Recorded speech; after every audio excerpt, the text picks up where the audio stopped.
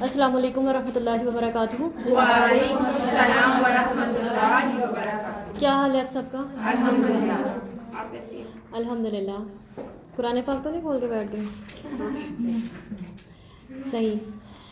اچھا، ایسا ہے کہ ہم میں سے بہت سے ساتھی جو ہیں وہ نماز نبوی پڑھ چکے ہیں، ٹھیک ہے، اور ان کو جو ہے آج کا جو یہ چھوٹا سا جو لیکچر ہے ریوائز ہو جائے گا، اور جو پہلی دفعہ پڑھ رہے ہیں میں کوشش کروں گی کہ ان کو تفصیل سے بتا سکوں۔ آپ کا کہیں بھی کسی بھی قسم کا کوئی بھی سوال ہوا آپ مجھے بیچ میں روک لیجئے گا، مجھ سے بیچ میں پوچھ لیجئے گا، ٹھیک ہے۔ اور دوسری بات یہ کہ اس وقت جو ہے نا یہ ہم سیکھیں گے، ٹھیک ہے، مطلب کوئی بھی سبجیکٹ ہوتا ہے اس کی ایک تھیوری ہوتی ہے، دوسرا اس کا پریکٹیکل ہوتا ہے۔ اس وقت ہم اس کی تھیوری سمجھیں گے کہ ہمیں سکھایا کیا گیا ہے۔ پریکٹیکل انشاءاللہ تعالی ہم رمضان میں باجماعت تراویح میں کریں گے، صحیح۔ اور اس کے علاوہ آپ نے اس چیز پر فوکس کرنا ہے کہ بہت غور سے بات تو آپ سنیں گے ہی، اس کے علاوہ آپ نے یہ دیکھنا ہے کہ مجھے اتنے غور سے بات سننی ہے کہ جب میں رمضان میں ادھر تراویح کے لیے آؤں تو میرے سامنے کسی قسم کا کوئی ایسا میرے ذہن میں کوئی الجھن نہ ہو جو مجھے اس وقت کنفیوز کر رہی ہو یا امام کو پریشان کر رہی ہو یا اس وقت ہمارا یہ کنفیوژنس دور کرنے میں ٹائم لگ رہا ہو، ٹھیک ہے۔ اسی لیے اسپیشل یہ ٹائم نکالا گیا ہے کہ اچھے طریقے سے ہم یہ بات سیکھ سکیں۔ شروع کرتے ہیں۔ نحمدہ ونصلی علی رسولہ الکریم، اما بعد، فاعوذ باللہ من الشیطان الرجیم، بسم اللہ الرحمن الرحیم۔ رب اشرح لی صدری ویسر لی امری واحلل عقدۃ من لسانی یفقہوا قولی، رب زدنی علما، اللہم فقہنا فی الدین، اللہم اخلصنا لوجہک الکریم۔ آپ کے سامنے میں نے ایک چھوٹا سا مائنڈ میپ رکھا ہے، ٹھیک ہے، اسی کو لے کے ہم چلیں گے انشاءاللہ تعالی۔ سب سے پہلے جو ہماری ہیڈنگ ہے وہ ہے نماز، ٹھیک ہے۔ اس کے بعد نماز باجماعت کا ایک رتبہ آتا ہے یا آپ رینک کہہ لیں۔ نماز کی اہمیت ہوگی تو ہم نماز باجماعت کی طرف جائیں گے، ٹھیک ہے۔ آپ دیکھیں کہ جیسے ہی ہم قرآن پاک کھولتے ہیں سورۃ الفاتحہ میں اللہ تعالیٰ کیا فرماتے ہیں؟ ایاک نعبد و ایاک نستعین، ٹھیک ہے۔ اللہ تعالیٰ نے ہمیں یہ بات ایک دعا سکھا دی، اور ہم ہر نماز کی ہر رکعت میں اللہ تعالیٰ کے سامنے یہ اعتراف کرتے ہیں کہ یا اللہ تیری ہی عبادت کرتے ہیں، تجھ ہی سے مانگتے ہیں۔ ہمیں پتہ ہوتا ہے لیکن پھر بھی ہم زبان سے اقرار کر رہے ہوتے ہیں۔ سورۃ البقرہ میں پہلے ہی رکوع میں اللہ تعالیٰ نے کہا ذالک الکتاب لا ریب فیہ ھدی للمتقین الذین یؤمنون بالغیب ویقیمون الصلاۃ، ٹھیک ہے۔ متقی کون ہیں؟ جو غیب پر ایمان لاتے ہیں، اور دوسرے نمبر پہ رکھ دیا جو نماز کو قائم کرتے ہیں۔ پھر اللہ تعالیٰ نے آگے چل کے قرآن پاک میں فرمایا وما خلقت الجن والانس الا لیعبدون، کہ جنوں اور انسانوں کو کیوں تخلیق کیا گیا؟ الا لیعبدون، اللہ کی عبادت کے لیے، ٹھیک ہے۔ نبی اکرم صلی اللہ علیہ وسلم کو نماز کا تحفہ کب ملا تھا؟ معراج کے موقع پہ۔ اور کتنی نمازیں ملی تھیں؟ 50 نمازیں ملی تھیں۔ دیکھیں اگر وہ 50 نمازیں ہوتی، اس کا مطلب ہے ہمارے 24 آورس بزی رہتے، ہم 24 گھنٹے مصروف رہتے، ٹھیک ہے۔ نبی اکرم صلی اللہ علیہ وسلم کو اللہ نے تحفہ دیا، وہ وہاں سے لے کر نکلے اور سمعنا واطعنا کی کیفیت کے اللہ نے دیا، چلتے ہیں۔ اب وہ جب چھٹے آسمان پہ موسیٰ علیہ السلام ملے، موسیٰ علیہ السلام نے کہا یا رسول اللہ واپس جائیں، یہ نہیں پڑھ پائے گی آپ کی امت۔ وہ واپس گئے اور پھر اللہ تعالیٰ سے کہا کہ ان میں ذرا کمی کیجئے، تو اللہ تعالیٰ نے کتنی نمازیں کم کر دی؟ 5۔ پھر آئے، پھر موسیٰ نے واپس بھیجا یا رسول اللہ واپس جائیں، کرتے کرتے کرتے کرتے 5 نمازیں کم کرتے کرتے آخر 5 نمازیں رہ گئیں۔ پھر جب آئے موسیٰ علیہ السلام نے پھر کہا کہ یا رسول اللہ واپس چلے جائیں، یہ پھر بھی نہیں پڑھ پانے والے، تو نبی اکرم صلی اللہ علیہ وسلم نے کہا نہیں، اب مجھے شرم آتی ہے، اب میں واپس نہیں جاؤں گا۔ اللہ تعالیٰ کو بھی پتا تھا کہ اللہ تعالیٰ نے 5 نمازیں ہی دینی ہیں، لیکن 50 سے شروع اس لیے کروائی کہ ہم اپنی جو دن کے 24 گھنٹے ہیں وہ نماز کی کیفیت میں گزاریں، ٹھیک ہے۔ آپ دیکھیں ہم جب نماز میں اپنی نظروں کی حفاظت کرتے ہیں، نظریں ہماری سجدے کی طرف ہوتی ہیں، وہ ہمیں 24 گھنٹے کے لیے کس چیز کا سبق دے رہی ہوتی ہیں کہ اپنی نظروں کو حرام سے بچانا ہے. ٹھیک ہے. پھر دیکھیں ہم ہاتھ باندھ کے کھڑے ہوتے ہیں, وہ ہاتھ باندھنا ہمیں اس چیز کا سبق دے رہا ہے کہ یہ ہاتھ ناجائز استعمال نہ ہو, یہ ظلم کے خلاف ظلم کے لیے استعمال نہ ہو, اور ظلم لکھنے کے لیے استعمال نہ ہو, ناپ تول کی کمی کے لیے استعمال نہ ہو. ابھی آپ نے ایک آیت پڑھی, سورۃ المطففین, کہ وہ ناپ تول میں کمی کرتے ہیں. وَيْلٌ لِّلْمُطَفِّفِينَ, ہلاکت ہے ان کے لیے جو ناپ تول میں کمی کرتے ہیں. پھر اللہ تعالیٰ نے ہم نماز میں وہی کہتے ہیں جو اللہ تعالیٰ ہم سے چاہ رہے ہوتے ہیں. مخصوص الفاظ ہیں نا, ان مخصوص الفاظ کے ذریعے ہمیں یہ لیسن دے دیا گیا کہ 24 گھنٹے میں وہ بولنا ہے جس سے آپ کا اللہ راضی ہوتا ہے. آگے جا کے آپ آیت پڑھیں گے وَيْلٌ لِّكُلِّ ہُمَزَةٍ لُمَزَةٍ, ہلاکت ہے ان کے لیے جو لان تان کرتے ہیں.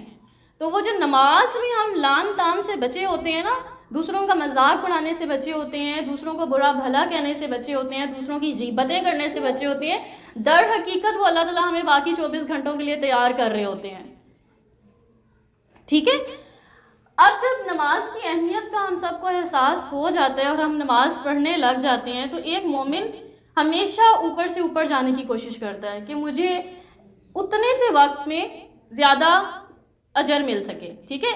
ایک ہوتا ہے ہارڈ ورکنگ, صحیح, مطلب ہم بہت مشقت والا کام کر رہے ہیں, اکیلے کھڑے ہوئے ہیں اور اپنی جان بھی لگا رہے ہیں, اپنا مال بھی لگا رہے ہیں. ایک ہوتا ہے اسمارٹ ورک, کہ آپ تھوڑے ہی ٹائم میں ایسے کام کر رہے ہیں کہ آپ اس وقت سے بہت کچھ گین کر کے جا رہے ہیں, اس ٹائم سے بہت کچھ لے رہے ہیں, اس وقت جو اپنی صلاحیتیں لگا رہے ہیں اس سے آپ تھوڑے ٹائم میں اتنا کچھ سمیٹ کے جا رہے ہیں کہ ہم خود حیران ہو جاتے ہیں کہ آج میں نے اتنا کچھ پا لیا. اسی اسمارٹ ورک میں سے ایک نماز با جماعت ہے. ٹھیک ہے. نماز با جماعت کیوں ضروری ہے؟ اب آپ مجھے بتائیں گے کہ آپ مجھے یہ بتائیں گے کہ نماز با جماعت کی آپ کے نظر میں کیا اہمیت ہے, کیا فوائد ہیں, بتانا شروع کریں. جی ریحانہ باجی. یہ 70 گنا ثواب سے ہم مجھے یاد نہیں, لیکن اوکے ٹھیک ہے, 70 نہیں ہے, میں بتاتی ہوں آپ کو کتنے, مطلب گناہ کافی گناہ بڑھ جاتا ہے. اور سب لوگ ملتے ہیں, ایک جگہ اجتماع ہوتا ہے, ایک دوسرے کے دل کے حالات پتہ. جی ہاں, اجتماعیت کا درس دیتی ہے نماز با جماعت, اکٹھے نماز پڑھنا. اور جلدی جلدی بتائیں نا. میں جہاں پہ زیادہ لوگ اللہ کا نام لے رہے ہوں یا ذکر کر رہے ہیں, اس جگہ کو فرشتوں نے اپنے پروں سے ڈھانپا ہوا بھی ہوتا ہے, دعائیں بھی قبول ہوتی ہیں وہاں پہ. Very good. جی, اور بہت سے فوائد ہیں. اگر آپ ابھی قرآن اور حدیث کو نہ بھی کھولیں نا, آپ اپنے ذہن میں بہت سے فوائد لے کر آ سکتے ہیں. ٹھیک ہے. جی ہاں, ڈسپلن سے کام ہو جاتا ہے, کچھ قوانین کے اندر رہ کے کام ہو جاتا ہے, اور اجر میں اضافہ ہو جاتا ہے, متحد ہو جاتا ہے انسان. غریب امیر میں کوئی فرق نہیں رہتا, ایک ہی جگہ پر سب کھڑے ہوتے ہیں. تو میں بلکہ ایک جگہ پہ کوئی ایسی وہ خانہ کعبہ میں شاید وہ صفائی کرتے ہیں, تو وہ ان کا کچھ سن رہی تھی, وہ بتا رہے تھے کہ مجھے بہت اچھا لگتا ہے جب میں امام کے بہت قریب نماز میں کھڑا ہوتا ہوں نا, کہ اور میں مطلب وہاں پر تو بادشاہی نظام ہے نا سارا, وزیر بھی میرے پاس آ کے کھڑے ہوتے ہیں, بادشاہ بھی میرے پاس آ کے کھڑے ہوتے ہیں, اور میں کہتا ہوں کہ کتنی اچھی جگہ ہے نا جہاں پر کوئی پاس نہیں لینا پڑتا, کہ پاس لیں گے تو آپ کو وہاں پہ انٹری ملے گی. آپ وہاں پر کھڑے ہوئے, کوئی آپ کو ہٹا نہیں سکتا, ہٹو یہاں پہ آ کے فلاں بادشاہ نے فلاں وزیر نے کھڑے ہونے, بلکہ آپ وہاں پر کھڑے ہیں. اسی طرح جیسے ریحانہ باجی نے بات کی کہ 27 گنا. اب میں تھوڑا سا احادیث کی طرف, پہلے قرآن کی طرف جاتی ہوں, پھر احادیث کی طرف جاتی ہوں. دیکھیں اللہ تعالیٰ نے قرآن پاک میں فرمایا ہے وَارْكَعُوا مَعَ الرَّاكِعِينَ, رکوع کرنے والوں کے ساتھ رکوع کرو. ٹھیک ہے. اس حصے کا یہ مریم علیہ السلام کو بھی خاص حکم دیا گیا ہے کہ اے مریم رکوع کرنے, وَارْكَعِي مَعَ الرَّاكِعِينَ, وہاں پر یہ الفاظ آئے ہیں, اور ایک اور جگہ پہ وَارْكَعُوا مَعَ الرَّاكِعِينَ آئے ہیں. اگر ہم اس حصے کا ایک عام میننگ بھی لیں نا کہ رکوع کرنے والوں کے ساتھ رکوع کرو, تو ہمیں پتہ چل رہا ہے کہ مل کر نماز پڑھنے کا حکم دیا جا رہا ہے. ٹھیک ہے. اکٹھے ایک جگہ پر رہ کر نماز پڑھنے کا حکم دیا جا رہا ہے. پھر دیکھیں کہ نبی اکرم صلی اللہ علیہ وسلم نے اس شخص کے ہر قدم پر اجر کی خوشخبری سنائی ہے جو اذان سن کر مسجد کے لیے نکل پڑتا ہے، نماز با جماعت کے لیے نکل پڑتا ہے، اس کے لیے ایک ایک قدم کی خوشخبری سنا دی گئی ہے۔ پھر نبی اکرم صلی اللہ علیہ وسلم نے 27 گنا نماز کا اجر بتایا کہ ایک اکیلے نماز پڑھنا اور 27 گنا نماز پڑھنے میں کتنا زیادہ اجر ہے، فرق کتنا زیادہ ہے۔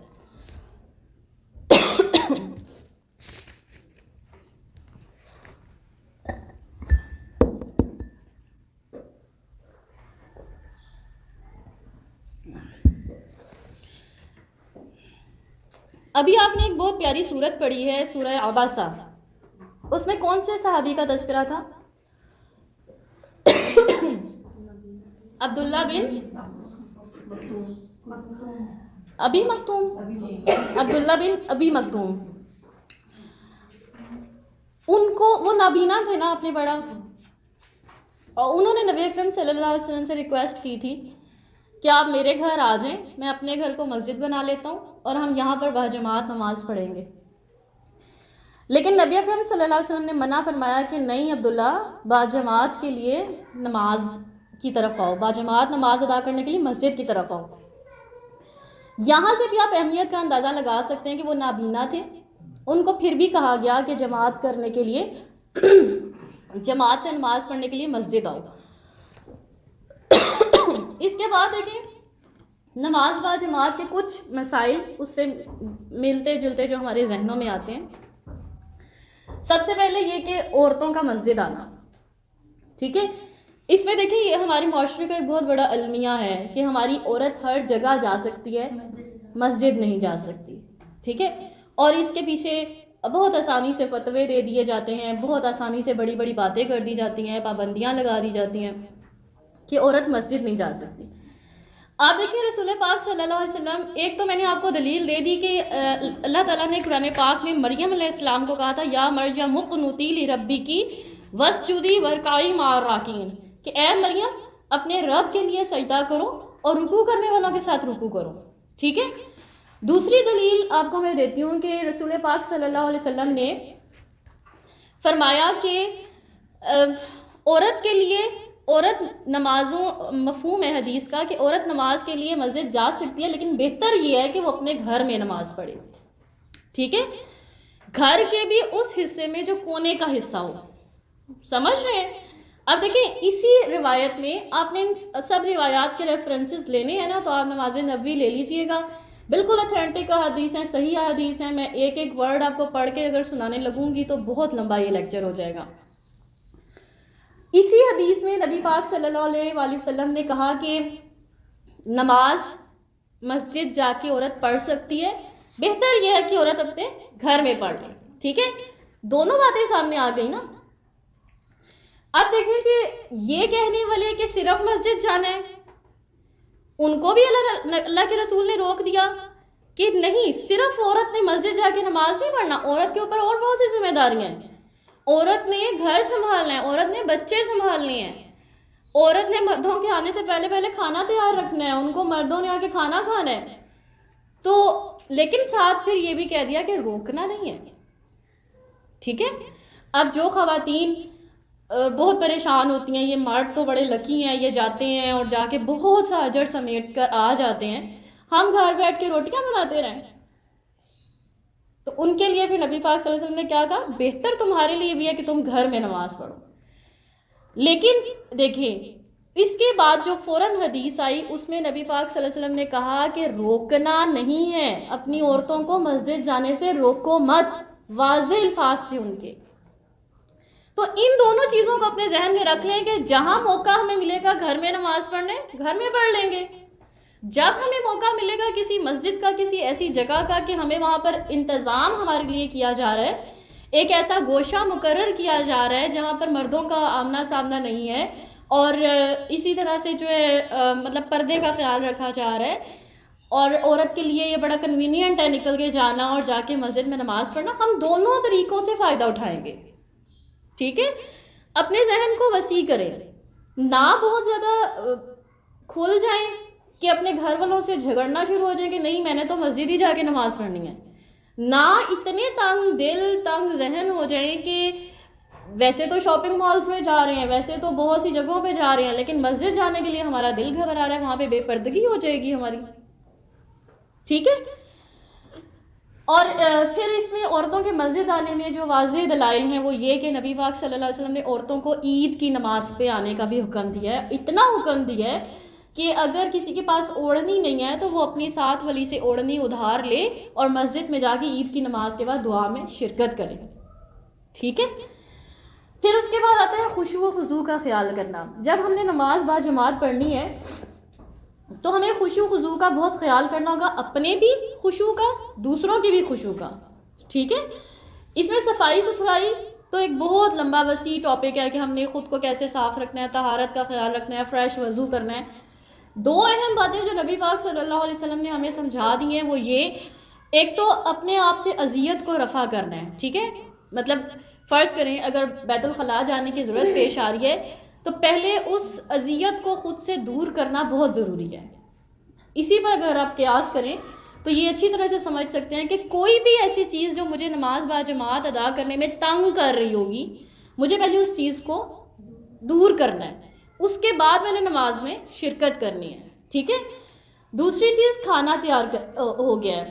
صحیح. یہ بھی ایک بڑی اچھی نبی پاک صلی اللہ علیہ وسلم نے ہمیں ایک بتا دیا کہ کھانا تیار ہو گیا, اور مردوں کو بھی یہ حکم دیا گیا کہ کھانا بالکل تیار ہے تو نماز کو تھوڑا سا لیٹ کر دو, پہلے کھانا کھا لو. مطلب بھوک لگی ہوئی ہے, اذیت اسی میں پھر آ جائے گا. ٹھیک ہے. خود کو اذیت نہیں دینی کہ سخت بھوک لگی ہوئی ہے اور ہمارے سامنے کھانے کی خوشبوئیں ہیں اور ہم نماز پڑھ رہے ہیں, تو کیسے ہم نماز پڑھ سکتے ہیں, ہماری خشوع خضوع آئے گا ہی نہیں. اب اس حدیث کو غلط طرف مت لے کے جائیے گا کہ کھانا افطاری کی چیزیں نظر آ رہی ہیں اور یہی تو ٹائم ہے کھانے کا. ٹھیک ہے. مطلب ہمیں ایک سہولت دے دی جاتی ہے لیکن اس سہولت سے ناجائز فائدہ نہیں اٹھانا, اپنے دل سے پوچھنا ہے, اپنے ضمیر سے پوچھنا ہے. جی. اذیت کو رفع کرنے پہ آپ نے بات کی, اوور آل لوگوں کے ذہن میں یہ ٹرینڈ ہوتا ہے کہ بچے ہمارے چھوٹے اور وہ نماز میں مطلب تنگ کر رہے ہوتے ہیں اور پھر ان کے ساتھ مسجد میں جانا, کیونکہ میں پہلے تراویحیں پڑھتی تھی تو وہاں عورتوں کو یہ زیادہ مسئلے ہوتے تھے کہ بچے تنگ کر رہے ہیں اور وہ واقعی ایک اذیت کا ہوتا ہے کہ رو رہا ہے, کر رہا ہے, اب آپ نے وہ نہیں پھر جلدی پڑھی اور بچے کو دیکھا کیونکہ باقی لوگ بھی ڈسٹرب ہو رہے ہیں. تو اس کے لیے مطلب کیا کہ جن کے بچے ہیں اور ان کو شوق بھی ہے, موقع بھی ملا, مطلب ایک رمضان میں ہوتا ہے کہ موقع مل جاتا ہے سب کو ہی نا, تو پھر وہ کیا کریں؟ یہ ہم انشاءاللہ ادھر ڈسکس کریں گے. نہیں لکھا میں نے. لمبی نماز پر نبی پاک صلی اللہ علیہ وسلم کا غصہ, یہ ایک پوائنٹ میرا رہ گیا ہے. ٹھیک ہے. یہاں پر ایک تھا کہ لمبی نماز پر نبی صلی اللہ علیہ وسلم کا غصے کا اظہار کرنا, یہ امام کو سمجھائی جائے گی یہ بات. ٹھیک ہے. جیسے تراویحوں کے لیے ہوتا ہے نا کہ ایک سب کو شوق ہوتا ہے اور موقع بھی مل جائے تو وہ ایک ہوتا ہے کہ چلیں کہ پڑھ لی جاتی ہے. ابھی میں انشاءاللہ جب لمبی نماز کی بات کروں گی نا, آپ نے مجھے یاد کرانا ہے, میں اس بات کو ڈسکس کروں گی. ٹھیک ہے. اوکے. ابھی تک کوئی کوشچن؟ میم یہ کوشچن ہے کہ جیسے اب اذیت کو رفع کرنا اور کھانا تیار ہو, لیکن میم ساتھ یہ بھی ہوتا ہے نا کہ اکثر ہم لوگوں کو اتنی زیادہ نیند بھی آئی ہوئی ہوتی ہے, کیونکہ جن لوگوں کا نیند کا مسئلہ ہوتا ہے وہ رات کو نہیں سو سکتے یا کچھ اس طرح, تو اکثر اس طرح ہوتا ہے کہ انسان کو اتنی زیادہ نیند آئی ہوئی ہوتی ہے کہ اس کو سمجھ میں نہیں آتا ہے کہ میں کیا کر رہا ہوں. بہت اچھی بات کی آپ نے. اس میں دیکھیں اگر ہم اتنی سخت نیند میں نماز پڑھیں گے نا تو ہم بعض اوقات اپنے لیے خیر مانگنے کی بجائے شر مانگ لیتے ہیں. ہمیں نہیں پتہ ہوتا ہم کیا پڑھ رہے ہیں.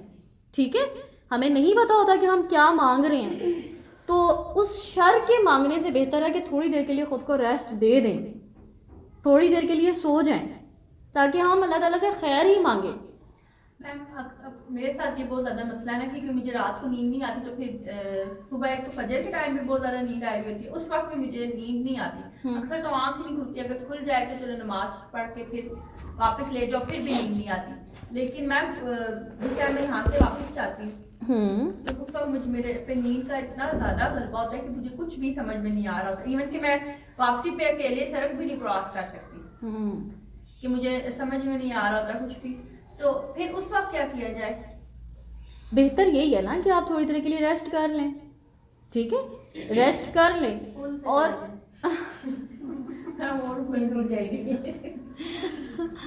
سیڑھیاں چڑھیں گی تو وہ ہے بھی سیڑھیاں یوں یوں والی, اور اس کے بعد تو اچھا خاصا انسان گھوم جاتا ہے.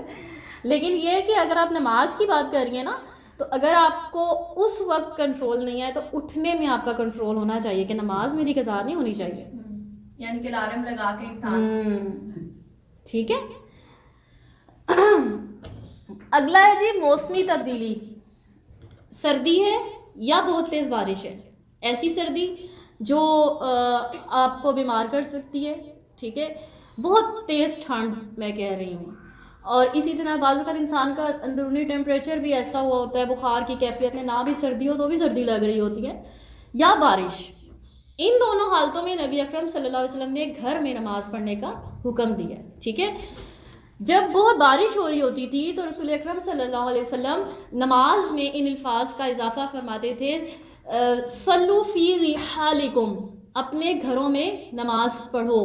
وہ نماز میں منادی کروا دیتے تھے, اذان میں منادی کروا دیتے تھے کہ اپنے اپنے گھروں میں نماز پڑھ لو, ٹھیک ہے. اب ایسی کیفیت بھی ہمارے اوپر آ سکتی ہے, اگر بہت زیادہ آپ کی طبیعت کا کچھ ایشو ہے, آپ بہتر سمجھ سکتے ہیں, یا بہت تیز بارش ہو رہی ہے, نکلنا مشکل ہے, تو آپ کو بھی گروپ میں اعلان کروا دیا جائے گا اپنے اپنے گھروں میں نماز پڑھ لیں, ٹھیک ہے. پھر یہاں پہ میں ایک بات کروں گی کہ اس وقت کو سوچیں جب نبی اکرم صلی اللہ علیہ وسلم نے یہ فرمایا تھا, کتنی دور دور مساجد تھیں, پیدل چل کے جانا ہوتا تھا, کچے راستے تھے, ٹھیک ہے, کوئی کنوینس نہیں تھی اپنے پاس. لیکن اب اگر ہمارے پاس سب سہولیات ہیں, ہم جا سکتے ہیں آرام سے, تو پھر اوپر کیوں نہ اٹھیں, ہم رخصتوں سے ہی کیوں ہر وقت فائدہ اٹھاتے رہیں, ٹھیک ہے. چوتھا جو مسئلہ ہے وہ صف بندی کا ہے. صف بندی کس کو کہتے ہیں مجھے بتائیں؟ قطار میں کھڑا ہونا, صفوں کو صحیح کرنا. جی ہاں, صفوں کو ٹھیک کرنا, ٹھیک ہے, قطار میں کھڑے ہونا. رسول اکرم صلی اللہ علیہ وسلم جب نماز شروع کرواتے تھے تو اعلان کرتے تھے سووا صفوفکم, اپنی صفوں کو درست کرو. اگر آپ لوگ خانہ کعبہ میں حرم پاک میں جو نماز باجماعت کرائی جاتی ہے, کچھ لوگوں کو شوق ہوتا ہے نا ان کو دیکھنے کا, تو اگر آپ اس وقت امام صاحب کے الفاظ پہ غور کریں نا, وہ آج بھی کہتے ہیں سووا صفوفکم. یہ امام کی ذمہ داری ہوتی ہے صفوں کو ٹھیک کروانا. جب امام کو تسلی ہو جاتی ہے کہ صفیں ٹھیک ہو گئی ہیں, اس کے بعد وہ جماعت شروع کرواتا ہے, ٹھیک ہے. پھر دیکھیں صف بندی میں ابھی ہم فوائد کا بھی تذکرہ کرتے ہیں. پہلے ہم دیکھتے ہیں کہ نبی اکرم صلی اللہ علیہ وسلم نے صف بندی کے جو خلاف ورزی کرتا ہے اس کے لیے کیا فرمایا ہے, ٹھیک ہے. چلیں نبی اکرم صلی اللہ علیہ وسلم کی بات ابھی بعد میں کرتے ہیں. پہلے آپ مجھے یہ بتائیں کہ آپ کے خیال میں, ٹھیک ہے, میں آپ کے سامنے یہ سوال رکھ رہی ہوں کہ آپ کیا سوچتے ہیں اگر ہم باجماعت نماز پڑھ رہے ہیں, ایک ادھر کھڑا ہوا ہے, ایک ادھر کھڑا ہوا ہے, ایک ادھر ایک ادھر ایک ادھر, بیچ میں خلا ہے, کیا نقصان ہوگا؟ ایک تو اٹینٹیو نہیں ہوتا ہے انسان, اور دوسرا اچھا بھی نہیں لگ رہا ہوتا. بالکل, دیکھنے میں بھی اچھا نہیں لگ رہا ہوتا, انسان اٹینٹیو نہیں ہو سکتا. اور میں اکثر ایسا ہوتا ہے نا کہ وہی جیسے میرے جیسا کوئی بندہ ہو جس کو نیند آئی ہوئی ہو, یا وہ کسی اور میں, تو ہم ابھی تو نہیں آ رہی نیند. نہیں میم, ہم دوسرے والے بندے کو دیکھ کے نا وہ مطلب پھر ایک دم سے انسان کا دماغ جاگ جاتا, نہیں اس طرح نہیں. جیسے اکثر انسان ظاہر وجہ شیطان انسان کے ساتھ ہی ہے نا, تو پھر دوسرے کو ہم دیکھتے ہیں کہ نہیں اس طرح کرنا ہے. جی ہاں, صحیح, اوکے, ویری گڈ. اور ٹھیک ہے, درمیان میں شیطان. اچھا, آپ نے بھی سورہ صافات پڑھی ہے نا, والصافات صفا فالزاجرات زجرا, اس میں بھی صفوں کی بہت بات ہوئی ہے, ٹھیک ہے. کائنات کی طرف چلتے ہیں, اپنے ارد گرد دیکھیں کتنی مخلوق اللہ کی صف بندی کا خیال کر رہی ہے. تو یہ جو صف بندی ہے نا, یہ صرف نماز میں نہیں بلکہ ہمیں بہت اپنی کریکٹر بلڈنگ پہ ہمیں بہت کچھ سکھاتی ہے. ہماری کریکٹر بلڈنگ کے لیے صبر سکھاتی ہے, ٹھیک ہے. آپ کسی کے ساتھ جڑ کے کھڑے ہوئے ہیں, وہ ایک صبر آپ کو چاہیے, صبر کا مظاہرہ کر رہے ہوتے ہیں. اسی طرح اگر باہر نکلیں تو وہ جو قطاروں میں ہمیں بینکوں کے باہر کھڑا کیا جا رہا ہے, ہمیں پاسپورٹ آفیسز کے باہر کھڑا کیا جا رہا ہے, بیل جمع کرانے کے لیے باہر کھڑا کیا جا رہا ہے, تو وہ یہ جو نماز کی صف بندی یا کائنات کی مخلوق ہمیں نظر آ رہی ہے نا, یہ ہمیں اس چیز کا درس دے رہی ہے کہ صبر کرو, اپنی باری کا انتظار کرو. نبی اکرم صلی اللہ علیہ وسلم نے واضح الفاظ میں کہہ دیا کہ جو صف بندی کا خیال نہیں کرتا, اگر تم صف بندی کا خیال نہیں کرو گے تو اللہ تمہارے دلوں میں پھوٹ ڈال دے گا, اختلاف آ جائے گا, ٹھیک ہے. اب تھوڑا سا اس بات کو سمجھنے کی کوشش کریں کہ اختلاف اور صرف ایک حکم پر عمل کرنے سے, نہ کرنے سے, کہ صرف صف بندی کا خیال نہیں کیا جا رہا اور دل مڑ گئے ہیں, دلوں میں پھوٹ آ گیا ہے. اس چیز کے پریکٹیکل آپ جو ہے نا انشاءاللہ جب اللہ تعالیٰ ہمیں موقع نصیب فرمائیں گے اور ہم نماز باجماعت پڑھیں گے تب ہم اس کا اثر محسوس کریں گے کہ اکٹھے کھڑے ہو کر ایک کام کرنے سے دل کتنے جڑ جاتے ہیں, دل کتنے قریب آ جاتے ہیں. اور پھر ہمیں اس حدیث پر ایمان ہمارا مضبوط ہو جائے گا, واقعی نبی اکرم صلی اللہ علیہ وسلم صحیح کہہ کے گئے تھے. ٹھیک ہے, یہاں تک کسی کا کوئی سوال؟ میم یہاں پر یہ ہے کہ جیسے اب صف بندی صرف ایک نماز میں بھی ہے اور بھی بہت سارے کاموں میں صف بندی, جیسے پرندے اس کا بہت خیال رکھتے ہیں, چونٹیاں خیال رکھتے ہیں. اور میں بھی اس کے اگر ہم عام زندگی سے بھی مثال لیں تو وہ اس طرح کہ جیسے ہم مثال کے طور پہ کبھی کسی ہاسپٹل میں جائیں تو وہ لائن ہوتی ہے کہ لائن سے آپ نے ڈاکٹر کے پاس جانا ہے. بیچ میں جو کوئی سفارشی آ جاتے ہیں ڈاکٹر کی پی اے کے یا کچھ ہو تو کیسے انسان کے دل میں ایک عجیب سی ان کے لیے نفرت, حالانکہ وہ جو آگے جا رہا ہوتا ہے اس سے کوئی رشتہ نہیں ہوتا, لیکن ایک دل میں ضرور اس کے لیے کدورت آ جاتی ہے کہ یہ خلاف ورزی کر رہا ہے. بالکل, تو پھر اس لیے ایسی بہت سی جگہوں پہ اس طرح ہوتا ہے, بینکوں میں ہوتا ہے, بالکل ایسا ہوتا ہے. ویسے تو دل میں ایک نفرت آ جاتی ہے انسان کے لیے. بالکل ایسے ہی ہوتا ہے, دل میں نفرت آ جاتی ہے. اور نبی اکرم صلی اللہ علیہ وسلم نے دیکھیں اسی لیے کہا, ایک اور روایت میں آتا ہے کہ کندھے سے کندھا جوڑ کے کھڑے ہو, پاؤں سے پاؤں جوڑ کے کھڑے ہو. ٹھیک ہے, صف بنانے کا طریقہ ایک سادہ لفظوں میں ہمیں یہی سکھا دیا کہ ہمارے کندھے سے کندھا جڑا ہوا ہونا چاہیے, مطلب اتنے قریب ہو کے نماز پڑھنی ہے ہم نے, تاکہ ہمیں محسوس ہو کہ ہمیں نہ صرف اللہ کی طرف سے ایمان کی پاور آ رہی ہے بلکہ جو ارد گرد کے ایمان والے لوگ کھڑے ہوئے ہیں ان کی بھی ریز ہمارے اندر جا رہی ہے. ٹھیک ہے, نیکسٹ ہے جی پہلی صف میں آنے کا فائدہ. پہلی صف میں آنے والوں کا جو پہلی صف میں کھڑے ہوتے ہیں ان کے لیے اجر بے تحاشا ہے. پہلی صف میں بھی داہنے ہاتھ والے. ٹھیک ہے, یہ سب باتیں آپ سورہ صافات میں پڑھ چکے ہیں, اس لیے میں آپ کو تھوڑا تھوڑا کر کے بتاؤں گی. پہلی صف میں بھی دائیں ہاتھ والے, اور صف بنانے کے لیے بھی پہلے دائیں طرف کھڑے ہوتے ہیں, پھر اس کے بعد امام کے بائیں طرف آ کے کھڑا ہونا شروع ہو جاتے ہیں. ٹھیک ہے, صف نہ بنانے کی کیا وجوہات ہوتی ہیں بتائیں جی آپ. اگر کوئی صف نہیں بنا رہا, صف کی خلاف ورزی کر رہا ہے تو اس کی کیا وجوہات ہو سکتی ہیں؟ جی سعدیہ. ایک تو بات لوگوں کی عادت ہوتی ہے, مطلب پسند نہیں ہوتا اچھا وہ جڑنا, یا کچھ یہ بھی ہو سکتا ہے کہ دوسرے سے آپ کچھ ناگواری محسوس کریں, میں بھی دوسرا اس چیز کا خیال نہیں رکھ رہا, تو اس میں ایک تو صف بندی کرنا ضروری ہے, لیکن دوسرے کو بھی خیال رکھنا کہ اگر آپ صف بندی کے لیے جا رہے ہیں تو آپ نے کسی کے لیے اذیت محسوس نہیں کرنا. ٹھیک, بعض لوگوں کی اوکے, یہ تو ہو گئی دوسروں کی بات. ٹھیک ہے, ہم نے دوسرے کے لیے اذیت کا باعث نہیں بننا کہ دوسرا صف کو خراب کرے. اپنے لیے سوچیں, میں صف بندی یا میں اگر کسی جگہ پہ صفوں کی خلاف ورزی کر رہی ہوں اس کی کیا وجوہات ہو سکتی ہیں؟ ایک تو انہوں نے بتائی کہ دوسرے کی وجہ سے.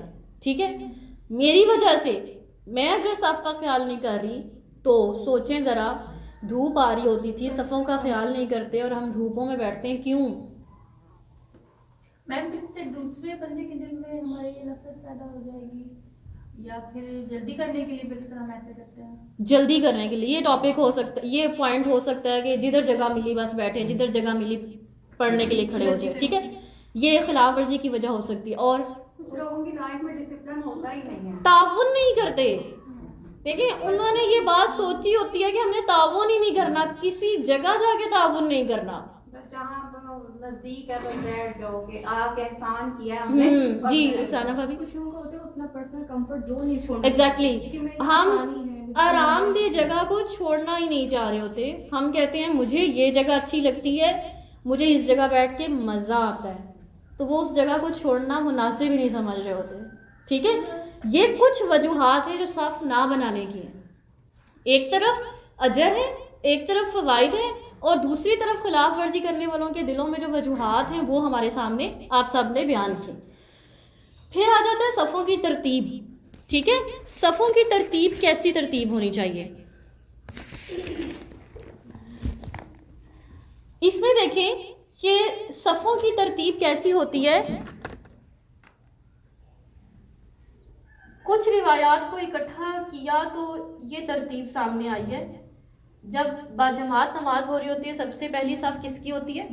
مردوں کی, اس کے بعد بچوں کی, اور اس کے بعد عورتوں کی. ٹھیک ہے, تو جب آپ یہ ٹاپک پڑھیں گے تو آپ کو بڑے اچھے سے سمجھ آئے گا, جو پڑھ چکے ہیں ان کو سمجھ آ چکا ہوگا کیوں عورتوں کو سب سے پیچھے کیا دیکھیں شیطان ہر جگہ ہے, ٹھیک ہے. اب اگر ہمیں نبی اکرم صلی اللہ علیہ وسلم نے یا اللہ تعالیٰ نے ہمیں مسجدوں میں جانے کی پرمیشن دے دیا تو اس کا مطلب یہ نہیں کہ ہم مردوں کے سامنے جا کے کھڑے ہو جائیں, مردوں کے, ہاں بالکل مردوں کے آگے جا کے کھڑے ہو جائیں. ہمیں بہرحال یہ طریقہ سکھا دیا گیا کہ کیئر اپنی کرنی ہے, پیچھے کھڑے ہوں گے, ٹھیک ہے. پھر اگر ہمیں صفوں کی ترتیب میں یہ بات بھی آ جاتی ہے کہ خالی جگہ کو پہلے پر کیا جائے, ٹھیک ہے. اب اگر اگلی صف میں جگہ ہے اور ایک شخص پیچھے جا کے کھڑا ہو جاتا ہے, دوسری صف بنانا شروع ہو جاتا ہے, تو اس کی نماز پسندیدہ نہیں قرار پائے گی, کیونکہ وہ باجماعت نماز کے حقوق ہی ادا نہیں کر رہا, وہ اس جگہ کو آ کے فل ہی نہیں کر رہا اور وہ پیچھے جا کے اپنی ایک نئی صف بنا رہا ہے. ہاں اگر اگلی صف فل ہو گئی ہے تو پھر پچھلی صف کو نئے سرے سے بنایا جا سکتا ہے. سمجھ آ گئی سب کو یہ بات؟ اس کے بعد ہے جی صف بندی کے مراتب, یعنی ترتیب میں ہی یہ آ جائے گا صف بندی میں. صف بندی کے مراتب میں یہ کہ سب لوگ اکٹھے ہیں, ٹھیک ہے. اب امام کے پاس کون کھڑا ہوگا؟ پہلی صف میں کون کھڑا ہوگا؟ بالغ افراد کھڑے ہوں گے, ٹھیک ہے. دینی اعتبار سے جو زیادہ سمجھدار ہوں گے وہ کھڑے ہوں گے. نبی اکرم صلی اللہ علیہ وسلم نے اسی طرح لوگوں کو کھڑا کیا, جو زیادہ سمجھدار تھے دینی اعتبار سے ان کو آگے کیا, پھر اس کے بعد اس طرح کر کے انہوں نے ایک ترتیب بنا دی, نماز کو ترتیب سے, صفوں میں ترتیب سے کھڑے ہونے کی ایک طریقہ سکھا دیا, ٹھیک ہے. اس میں ایک اور پوائنٹ ہے کہ دیر سے آنے والے کیا کریں گے, یہ میں نے آپ کو بتا دیا کہ اگر اگلی صف میں جگہ ہے تو کھڑے ہوں گے, اگر نہیں ہے تو نئی صف بنا لیں گے. اور نئی صف بھی کہاں سے بنانا شروع کریں گے؟ امام کی دائیں جانب سے, ٹھیک ہے. جیسے اگر فرض کریں یہاں پر امام کھڑا ہوا ہے, قبلے کی طرف رخ ہے, پہلی صف کمپلیٹ ہے, تو یہ دروازہ آپ کا دایاں طرف بن رہا ہے نا, اس طرف سے آنے والوں کے لیے یہ دروازے کی طرف سے دوسری صف بنانا شروع کر دیں گے. اگر بیچ میں نماز کو آپ کو توڑنا پڑتا ہے, صف کو توڑنا پڑتا ہے, وہ کیا طریقہ ہوگا؟ اس طرح نہیں کرتے کہ یہاں سے نکل کے یوں گھوم کے یوں جا رہے ہیں, ٹھیک ہے. یہاں سے اپنی سیدھ میں پلٹ جاتے ہیں واپس. سمجھ رہی ہیں میری بات؟ جیسے دیکھیں یہ فرض کریں یہ لائن جو ہے یہاں پہ ایک بندہ کھڑا ہوا ہے, اس جگہ کھڑا ہے, اور اب اس نے نماز کو ختم کرنا ہے, تو وہ یوں نہیں کرے گا کہ اچھا میں یہاں سے گزر کے یہاں سے یہاں جاتا ہوں, ایسا نہیں, وہ یہیں سے واپس پلٹ جائے گا, جگہ بناتے بناتے وہ نکل جائے گا, ٹھیک ہے. اس کے بعد جو اگلا پوائنٹ ہے وہ یہ کہ امام کون ہوگا. ہمارا تو امام جو ہوں گے وہ ہم بعد میں پوچھتے ہیں کون ہوں گے, لیکن ویسے جو امام کی ایک نبی اکرم صلی اللہ علیہ وسلم نے امام کے لیے جو درجہ مرتب کر دیا, سب سے پہلے یہ کہ وہ قرآن کو اچھی طرح سے پڑھنا جانتا ہو, ٹھیک ہے, قرآن کا علم رکھتا ہو, پڑھنا جانتا ہو, فہم جانتا ہو, اس کا تلفظ اچھا ہو, ٹھیک ہے. پہلی بات یہ, پہلی شرط یہ, کیا شرط ہوگی؟ قرآن کا علم رکھتا ہو, پڑھنا جانتا ہو, تلفظ اچھا, سمجھتا ہو, ٹھیک ہے. اگر فرض کریں کوئی ہم میں سے ایسا نہیں ہے جس کا تلفظ ٹھیک نہیں ہے, دوسری چیز کیا دیکھی جائے گی؟ وہ سنت پر عمل پیرا ہو, ٹھیک ہے, وہ اس کو سنت کا علم ہو, احادیث کا علم ہو, دوسری یہ بات بتائے گی. تیسری چیز یہ کہ اگر اس میں بھی سب برابر ہیں, یعنی سب کو ایک سا علم ہے, ٹھیک ہے, جیسے ہم سارے ہیں, ہم سب کو جتنا بھی علم ہے ایک سا علم ہے ساروں کو. اب ایک سا علم ہے, آپ کیا کریں؟ جس نے ہجرت کی ہو, مطلب حدیث میں یہ جملہ آتا ہے مدینے کی طرف ہجرت کی ہو, اگر آپ اس کو سمجھیں تو مطلب یہ جس نے قربانیاں دی ہوں اسلام کے لیے, جس نے دین کے لیے قربانیاں دی ہوں. اگر دین میں قربانیوں کی طرف بھی سب ایک جیسے ہیں تو چوتھا یہ بتا دیا گیا کہ جو پہلے مسلمان ہوا ہے.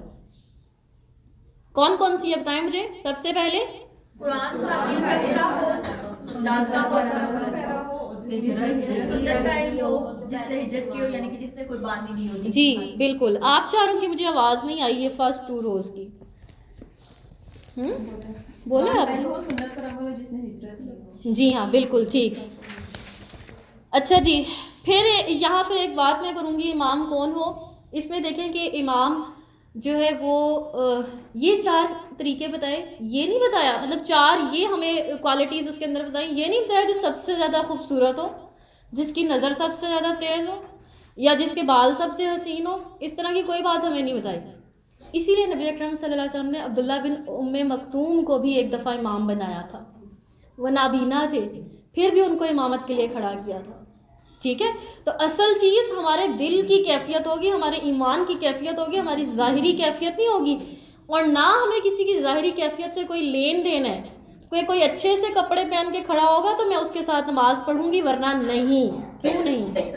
اپنے مقصد کو سمجھنا ہے کہ مجھے اس کے ساتھ نماز پڑھ کے میری نماز میں ایسا اثر آئے کہ میں جب وہاں سے جا رہی ہوں نا تو کم از کم گھنٹہ ڈیڑھ میرے ذہن میں وہی چیزیں ہوں کہ میں کسی ایک نیک مجلس سے واپس آ رہی ہوں۔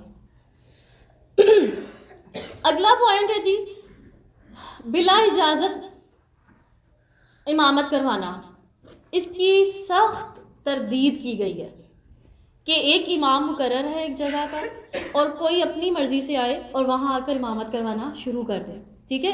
اس کی بہت سخت تردید کی گئی ہے اور منع کیا گیا ہے کہ ایسا نہیں کرتے۔ امام جو مقرر وہ ہے، اسی امام کو یہ ڈیوٹی سونپنی ہے، اگر وہ 2-4 منٹ لیٹ ہو جاتا ہے تو اس کا انتظار کرنا ہے، ٹھیک ہے۔ اسی کو آپ تھوڑا سا اپنی ذرا ڈیلی لائف پہ لے کے آئیں۔ دیکھیں ہمارے گھر میں ایک سربراہ ہوتا ہے نا، سربراہ کی جگہ بنائی ہوتی ہے کہ اس نے یہاں پر بیٹھنا ہے، تو اب کھانے کی ٹیبل ہے یا دسترخوان لگا ہوا ہے، جو بھی ہے، اس کے سونے کا بستر ہے، اب اگر وہاں پر ہر کوئی آ کے سونے لگ جائے یا ہر کوئی اس کے کھانے کی جگہ پہ بیٹھنے لگ جائے اور اب وہ کھڑا ہوا دیکھ رہا ہے، تو یہ ہم خود اگر اپنے تھوڑا سا سوچیں تو ہمارے ذہن میں آئے گا نا کہ ہم اس کو عزت نہیں دے رہے ہیں، ہم اس کا خیال ہی نہیں کر رہے، اس کے بڑے ہونے کا کوئی لحاظ ہی نہیں کر رہے۔ اسی طرح سے استاد ہے، استاد کی جگہ پر بغیر اجازت کے آ کے بیٹھنا، اسی کو تھوڑا سا آپ ایزیوم کرتے جائیں ہم کہاں کہاں اس پر عمل کر سکتے ہیں۔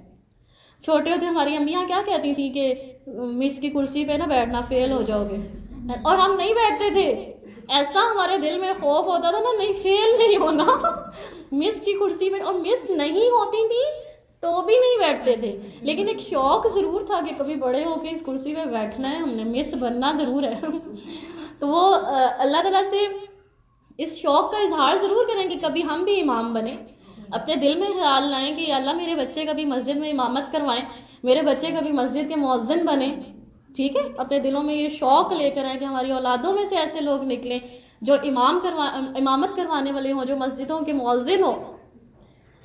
نابالغ کا امامت کروانا، اگر یہ کوئی نابالغ ہے، ٹھیک ہے، لیکن اس کا قرآن پاک کا پڑھنے کا انداز بہت اچھا ہے، اس نے حفظ کیا ہوا ہے، اس کا تلفظ اچھا ہے، وہ سمجھدار ہے، ایسا سمجھدار ہے کہ وہ مطلب اس کو امامت کے بھی طریقے آتے ہیں، تو اس کو امام بنایا جا سکتا ہے، ٹھیک ہے۔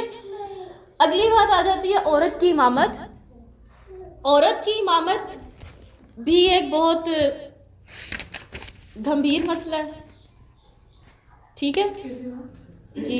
پھر آگے چلا جائے گا ٹاپک کہ آپ نے کہا کہ اگر امام کی جگہ نہیں لینی ہے تو اگر اشارے موجود ہیں، ٹھیک ہے، تو کوئی ایمرجنسی پڑ سکتی ہے، کچھ ہو سکتا ہے، مطلب بیمار پڑ سکتے ہیں، کوئی چیز ایسی اچانک سے ہو سکتی ہے، تو پھر کیا کریں گے؟ اس کو کینسل کریں گے؟ بالکل، بہت اچھا سوال کیا ہے۔ دیکھیں ایک ہوتا ہے امام، ایک ہوتا ہے سامع، ٹھیک ہے، سننے والا۔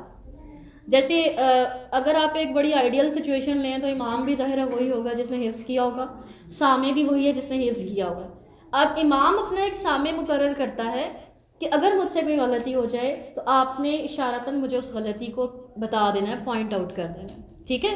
پھر امام ہی اس سامع کی یہ ڈیوٹی لگاتا ہے کہ اگر مجھے بالفرض نماز کو چھوڑنا پڑتا ہے تو آپ کی ذمہ داری ہے، آپ نے نماز کو کنٹینیو کرنا ہے، وہ امام کی جگہ پر آ کر نماز کو کنٹینیو کر دے گا، ٹھیک ہے۔ بالکل، یہ ہمیں یہ ایک سہولت ملتی ہے۔ دیکھیں اچھا برا وقت ہر کسی کے ساتھ ہے، وضو کی ہی کسی نہ کسی کے ساتھ کوئی ایسا پرابلم ہو جاتا ہے کہ وضو ہی خراب ہو جاتا ہے، تو یہ اس طرح سے اس کو کمپنسیٹ کیا جا سکتا ہے کہ سامع آگے آ جائے اور سامع اس نماز کو کنٹینیو کر دے، ٹھیک ہے۔ آگے چلتے ہیں، عورت کی امامت۔ جی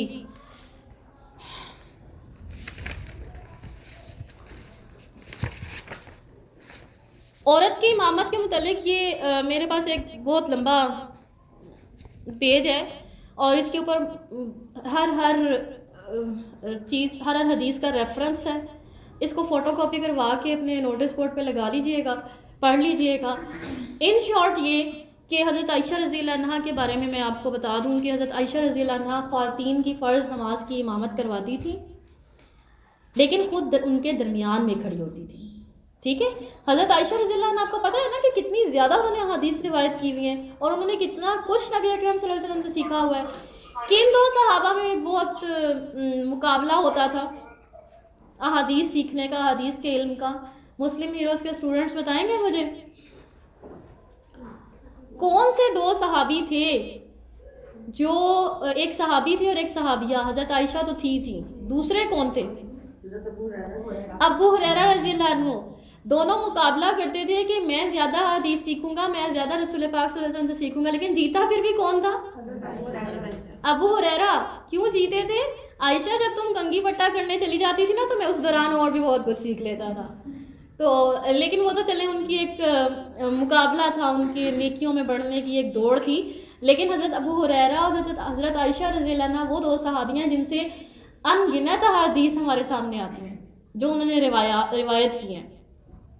تو حضرت عائشہ رضی اللہ عنہ کے بارے میں آتا ہے کہ وہ عورتوں کی امامت کروایا کرتی تھیں, لیکن عورتوں کے درمیان میں کھڑا ہوا کرتی تھیں. ٹھیک ہے, اب جیسے یہ صف بنی ہوئی ہے تو عورت کبھی بھی مرد کی طرح آگے نہیں آتی ہے.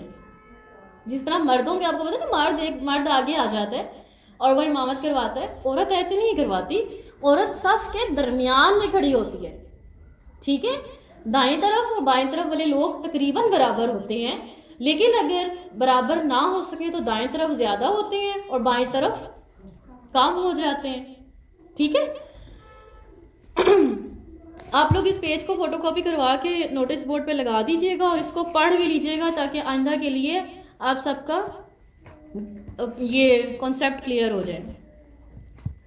میم مجھے آج یہ بات پتہ چلی, حالانکہ میں نے کافی دفعہ ایسا دیکھا ہے کہ جیسے ہم لوگ کبھی ساتھ ہوں تو بعد جماعت میں نماز پڑھ لیتے ہیں تو وہ بیچ میں ہی کھڑی ہو کے پڑھاتی ہوں, کبھی بھی آگے نہیں نکلی. حالانکہ مرد آگے ایک قدم نکل جاتے ہیں, مطلب ایک مرد آگے ہو جاتا ہے.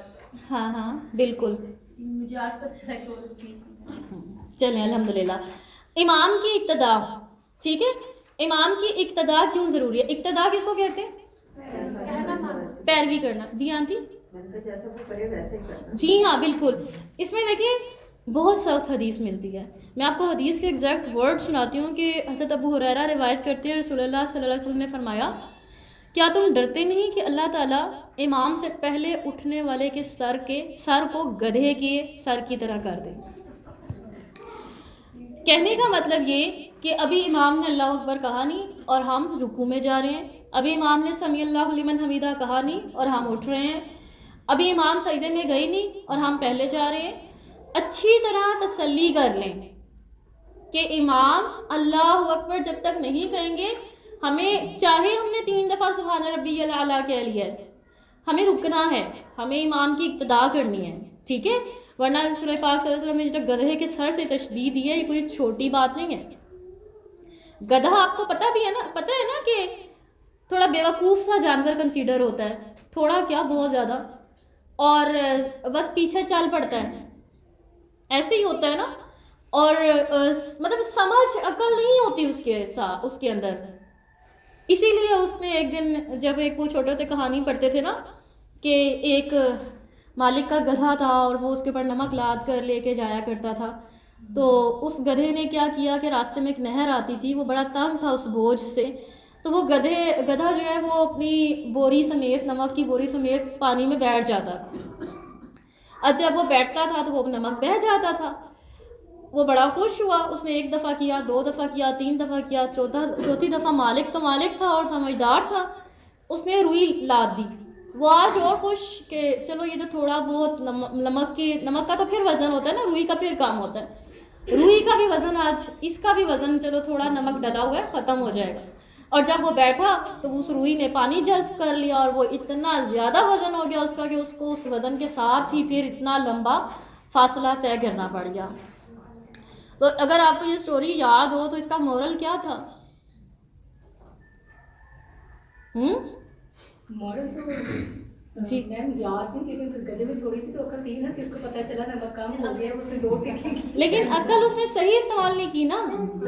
نمک روئی کے ساتھ بھی ویسا ہی عقل اس نے وہ وائٹ چیز سے تو ہو گیا نا کنفیوز کہ نمک بھی وائٹ تھا اور روئی بھی وائٹ تھی. فقیر کا فقیر. ہاں ٹھیک ہے. مفتی نے جیسے جو اس نے پیتا تو پھر لالچ میں. جی ہاں ٹیچر وہ بات ہے نا عقل بڑی کی بحث. ہاں یہ بھی بات بہت اچھی ہے. اوکے جی یہ بھی بات سمجھ لی اچھے طریقے سے.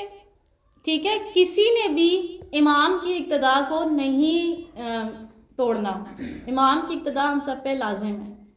ٹھیک ہے. میم ایک میں ویڈیو دیکھتی تھی تو اس میں وہ مردوں کی جماعت تھی. سب سے پہلے امام نے سجدہ کیا، پھر اس ایسے ایسے کرتے کرتے کرتے کرتے کرتے مطلب سب نے پیچھے والوں نے ایک ساتھ نہیں کیا. مطلب پہلے ایک نے پھر دوسرے نے پھر تیسرے نے پھر چوتھے نے پھر پانچویں نے اس طرح. وہ اتفاق ہوگا. ٹھیک ہے مقتدیوں کے لیے لازم نہیں ہے کہ باری باری سجدہ کریں، وہ ایک اتفاق ہوگا. لیکن اگر امام سجدہ کر کے اٹھ رہے ہیں، سجدہ کر رہے ہیں، آپ کو تسلی ہو گئی ہے، آپ سجدہ ان کے پیچھے کر رہے ہیں. ٹھیک ہے.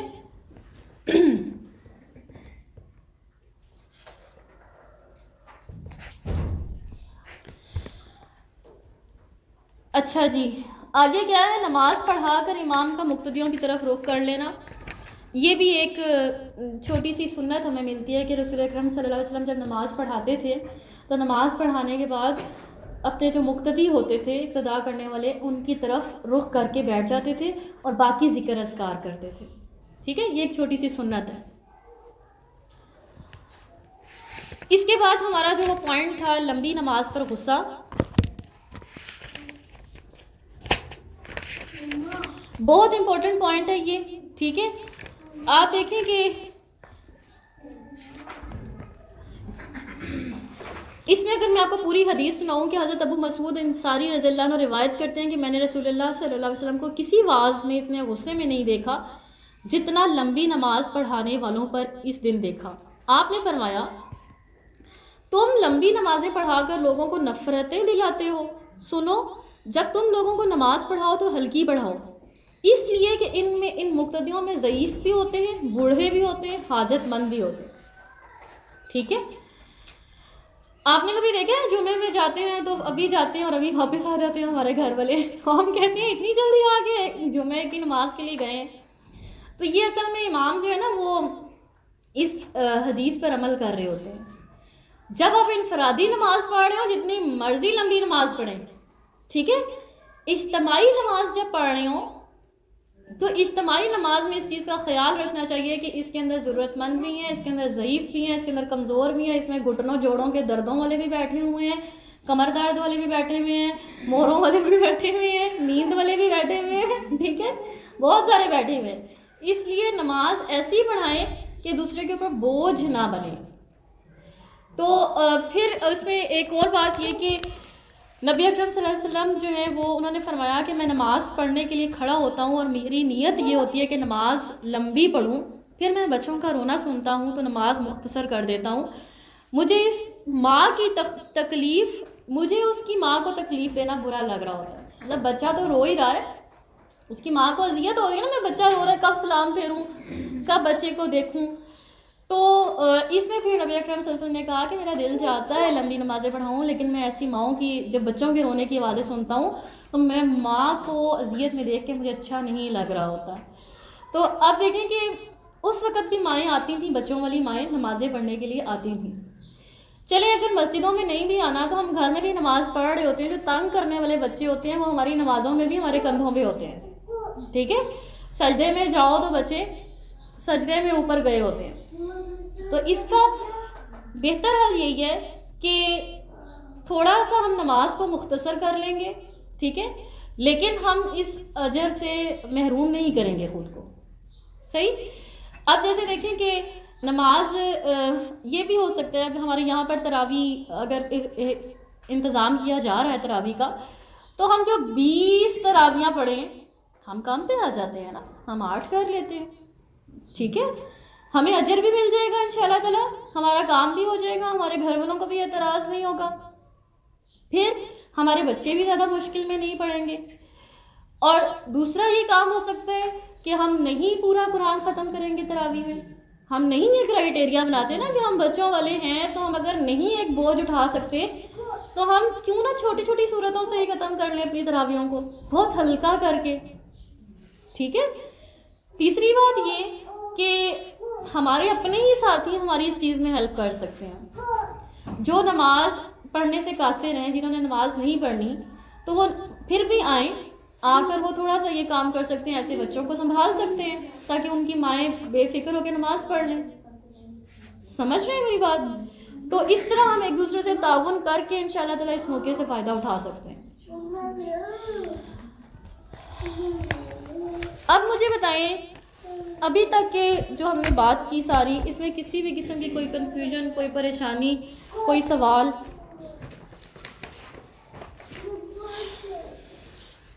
جی میم, جب آپ نے کہا کہ جب اگر آپ نے سطح بنی ہے, آپ نے نکلنا ہے اس میں سے, تو آپ نے سامنے سے نہیں گزرنا, آپ نے اپنی پوزیشن سے بیک ہو جانا ہے وہاں سے. تو آف کورس جب سطح بنی ہوتی ہیں تو کندھے سے کندھا اور پاؤں سے پاؤں میں بیچ کی جگہ تیز کرنا بہت مشکل ہو جاتا ہے. کیسے بیک کرنا؟ آپ دیکھیں اس میں نا ہمیں بہت رخصتیں ملی ہوئی ہیں. ٹھیک ہے, یہ تو میں نے آپ کو بہت ایک شارٹ سا بتایا نا, پھر بھی گھنٹہ پورا ہمارا لگ گیا. جب ہم گزریں گے نا تو ہمارے ساتھی ہمیں جگہ دے دیں گے. پڑھا ہے نا کہ جب تمہیں کہا جائے مجلسوں میں کشادگی پیدا کرو, کشادگی پیدا کر دیا کرو, بول کے نہیں, ہاتھ سے. ہاں مطلب جب آپ گزر رہے ہوں گے تو وہ ایک سیکنڈ کے لیے الگ ہو جائیں گے, اور آپ تھوڑے سے ترچھے ہو کے, آپ بھی یوں ہو کے نہ جائیں, تھوڑے سے ترچھے ہو کے نکل کے چلے جائیں, راستہ مل جائے گا انشاءاللہ. ٹھیک ہے. اور اس میں دیکھیں کہ ایک اور ہمیں ملتا ہے کہ اگر کوئی آپ کے ساتھ نہیں بھی کھڑا ہوا نا, مطلب اتنی موومنٹ کی بھی اجازت ہے کہ آپ ہاتھ سے پکڑ کے ساتھ والے کو اپنی طرف کھینچ سکتے ہیں نماز کے دوران. اتنی تھوڑی بہت موومنٹس کی اجازت ہوتی ہے, کوئی اتنا بڑا ایشو نہیں ہے. میم جیسے بھی ہو نماز, جیسے فرض کریں کہ کوئی کسی کا بچہ ہے, غلطی سے کھڑا ہو گیا, کوئی صف میں پیچھے بھی صف بنی رہی ہے, اس کو نکلنا ہے لیکن نماز ہو رہی ہے, دن وہ پھر کیسے کریں گے؟ چلے گا تو نہیں ہو میرے پاس سے کھڑا کر کے پھر تو ٹھیک ہے, لیکن اگر ہو رہی ہے تو وہ پچھلے کی نماز کو تو کوئی فرق نہیں پڑے گا. نہیں کوئی فرق نہیں پڑے گا. دیکھیں ایک بات اور ابھی ہم نے سترے کی اس کے اندر بات نہیں کی ہے کہ جب ہم جماعت کر رہے ہوتے ہیں نا تو ہر کسی کے آگے سترا کہتے ہیں وہ جو چیز ہم سامنے رکھ لیتے ہیں نا, کم از کم اس کی ایک ہاتھ جتنی بالش جتنا وہ ہونا چاہیے سترا ہمارا. ایک بالش ایک بازو, پتہ نہیں میرا ہاتھ بھی چھوٹا ہے نا, چلے بازو زیادہ ہو جائے گا, ایک جگہ پہ ایک بالش بھی آتا ہے. اچھا ایک مسواک, تو چلے اتنا کر لینا. ٹھیک ہے, اتنا وہ لینتھ میں کوئی چیز ہمارے سامنے پڑی ہونی چاہیے, کیونکہ اس کا ایک حدیث میں ملتا ہے کہ اگر نماز کے آگے سے گزرنے والے کو اس چیز کا احساس ہو جائے کہ اس نے کتنا بڑا گناہ سرزد کر دیا ہے, تو وہ ساری زندگی بھی اس کا کفارہ ادا کرتا رہے نا, وہ نہیں کر سکتا. تو اس میں دیکھیں کہ جب کوئی نبی اکرم صلی اللہ علیہ وسلم کے زمانے میں جب کوئی بچہ آتا تھا تو صحابہ کرام یوں ہاتھ سے نا بچے کو پیچھے کرتے تھے, نماز کے دوران یوں ہاتھ سے پیچھے کر دیتے کہ میرے آگے سے نہیں گزرنا. اسی طرح کوئی وہاں پہ بکریاں بہت ہوتی تھیں, بلیاں بہت ہوتی تھیں, تو ایسے جانور کو بھی پیچھے کر دیتے تھے کہ آگے سے نہیں جانا. تو وہ جو سترا رکھنے کی ایک وجہ ہوتی ہے وہ یہی ہوتی ہے کہ ہم نماز میں ذرا تھوڑے سے ریلیکس ہو کے اور بغیر کسی ٹینشن کے نماز پڑھیں. ہمارے سامنے سے کوئی گزرے گا تو ہماری اٹینشن ڈائیورٹ ہوگی. ٹھیک ہے, لیکن باجماعت نماز میں صرف امام کے آگے سترا پڑا ہونا کافی ہے. جی وہ سب کے آگے ہے, اگر صرف امام کے آگے سترا ہے, ہر کسی کو اس کی فکر نہیں ہونی چاہیے. ٹھیک ہے, وہ جو صرف اب پوائنٹ رہ گیا کہ تھوڑی دیر کے لیے الگ ہونا ہے, وہ پھر آپ کو آپ کے جو ساتھی ہیں وہ جگہ دے دیتے ہیں اور وہ آپ پھر نکل جاتے ہیں وہاں سے. میم جیسے خانہ کعبہ میں جو ایسا نہیں ہوتا, وہ تو آپ نماز پڑھ رہے ہو, جب جماعت ختم ہوتی ہے ایک دم سے لوگ چلنا شروع ہو جاتے ہیں, آپ کے آگے سے بھی گزر کے جا رہے ہوتے ہیں نا وہاں پر. تو دیکھیں یہ بہت ایک مسئلہ ہے وہاں پہ. ایک تو یہ کہ وہاں پہ نماز پڑھنے والوں کو احتیاط کرنی چاہیے. اگر وہ انفرادی نماز پڑھ رہے ہیں تو کیوں دوسروں کو اس گناہ کا موقع دے رہے ہیں کہ وہ آپ کے آگے سے گزر رہے ہیں. دوسری بات یہ کہ رش اتنا زیادہ ہوتا ہے, کہاں سے لوگ خود کو بچا کے نکلیں. میم یہ نا جس پہ مطلب جماعت کے وقت ہی ایسا ہوتا ہے نا, وہ دیکھیں اس کا آپ کو جواب مل گیا ہے نا, اس کا آپ کو جواب مل گیا ہے نا کہ گناہ ہے. نہیں, امام کے آگے سترا پڑا ہوا ہے نا, امام کے آگے سترہ پڑا ہوا ہے. بعض اوقات ایسا ہوتا ہے, وہ دیکھیں وہ جگہ ایسی ہے نا, جگہ جگہ کا بھی فرق ہے نا, وہ جگہ ایسی ہے, ہو سکتا ہے آپ کو وہ اس کونے میں جانا ہے. اب اگر آپ یہاں سے نکل کے جائیں اور وہ کونا آپ کو اتنا دور پڑ جائے گا, تو اس کے لیے پھر ہم اس حدیث پہ عمل کر سکتے ہیں, چلو امام کے آگے سترہ پڑا ہے تو ہم مقتدیوں کے آگے سے جا رہے ہیں. لیکن دیکھیں جتنے مقتدیوں کے آگے سے گزریں گے ان مقتدیوں کی اٹینشن تو بہرحال ڈائیورٹ ہوگی. میں اپنے لیے مطلب یہ کہہ رہی ہوں کہ جب میں عمرے پہ گئی تھی تو آخری دن جب تھا, انہوں نے مجھے یہی کہا تھا کہ بھائی, کیونکہ میں نے دیکھا تھا کہ سامنے سے لوگ گزر کے جا رہے تھے. ہماری فلائٹ تھی تو فجر کی نماز کے لیے ہم لوگ گئے تو میرے ہسبینڈ کہتے بس آج مطلب جیسے ہی نماز ختم ہوگی تو فوراً آ جانا نا. وہ میں پتہ نہیں شاید عورت نے بعد میں نماز پڑھنا شروع کی ہے یا کیا مسئلہ تھا اس کا. جیسے ہی جماعت ختم ہوئی میں نے دعا کی تو لوگ فوراً اٹھنا شروع ہو جاتے, وہ دعا کا بھی ویٹ وہاں پہ. میں نے پھر دعا کی ہے, تقریباً 5-6 سیکنڈ ہو ہی گئے ہوں گے تو میں گزری, تو پھر عورت نے مجھے بولی کہ میری اتنی بےزتی میرے ہاتھ میں کیوں اور اتنی بددعائیں بھی اس نے. ہائے میرے اللہ. دیکھیں وہاں پہ جا کے تو آپ نے اپنا صبر دیکھنا ہے نا کہ میرے اندر صبر کتنا ہے. تو ایک دفعہ خانہ کعبہ کا چکر لگا ہے, پتہ چل جائے گا صبر کتنا ہے. ٹھیک ہے, مجھے اتنا گلٹ تھا اس دن کا. وہاں پہ جا کے واش رومز کے پیچھے لوگ ایسے, اتنے واش رومز ہیں, اتنے واش رومز ہیں, اور پھر بھی لوگ ایسے لڑ جھگڑے ہوتے ہیں کہ مجھے جانا ہے, پہلے مجھے جانا ہے. تو وہ اسی لیے پھر اللہ تعالیٰ حج کے دنوں میں خاص طور پہ کہہ دیتے ہیں جنگ و جدل منع ہے, ورنہ تو شاید عورتیں ایک دوسرے کے بال ہی کھینچ کے لے کر آئیں وہاں پہ جیسے حالات ہوتے ہیں. تو چلیں وہاں جب جانا ہوگا نا تو انشاءاللہ حج عمرہ کے مسائل جو ہیں وہ پڑھیں گے تو اس میں اچھی طرح سے سمجھ آ جائے گی. کلیئر ہے سب کو؟ جی. ایک تو امام کی بات ہوئی نا کہ امام کا انتظار کر رہے ہیں, تو اس میں یہ ہے کہ امام انتظار نہیں کرے گا, جب ہو جائے گا تو نماز سٹارٹ ہو جائے گی. تو آپ کو اس یہ چیز ذہن میں رکھنی ہے. جی کل کو کوئی کہیں گے ہم تو امام کا انتظار کرتے ہیں اور امام ہمارا نہیں کرتا. دوسری بات یہ آ جاتی ہے کہ اذیت کی بات ہوئی, مجبوریوں کی بات ہوئی, اور صف بندی پہلی صف کی بات ہوئی.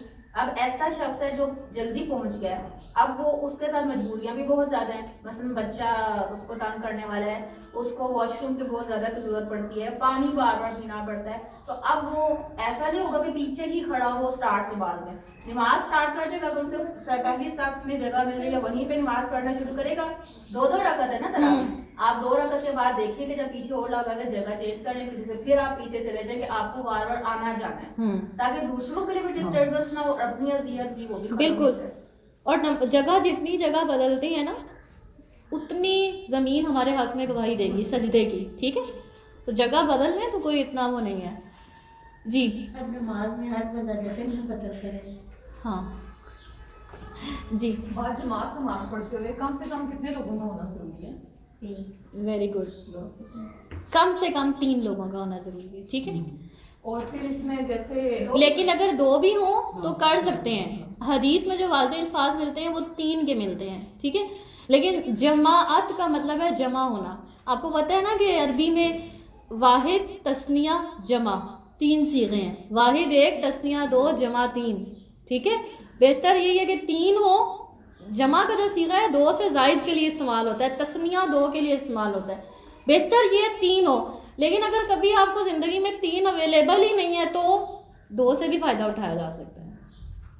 ٹھیک ہے, اور پھر اس کے علاوہ جب نماز پڑھیں جیسے 5 بندے ہیں تو 3 ایک سائڈ پہ کھڑے ہوں گے, 2 دوسری سائڈ پہ کھڑے ہوں گے. کیا 5 بندے ہیں تو امام کو ملا کے 5 ہیں؟ ہاں جی, نہیں امام کو چھوڑ کے امام مطلب ٹوٹل 6 ہیں. ایسے ہی ہوگا, 3 اس طرف ہوں گے, 2 اس طرف ہوں گے. باقی نماز نبوی میں آپ دوبارہ سے ٹاپک دیکھ سکتے ہیں. یہ دیکھیں جی کہ امام کھڑے ہوئے ہیں. ٹھیک ہے, ٹھیک ہے, یہ امام صاحب کھڑے ہوئے ہیں. 3 اس کے دائیں جانب ہوں گے اور 2 اس کے بائیں جانب ہوں گے.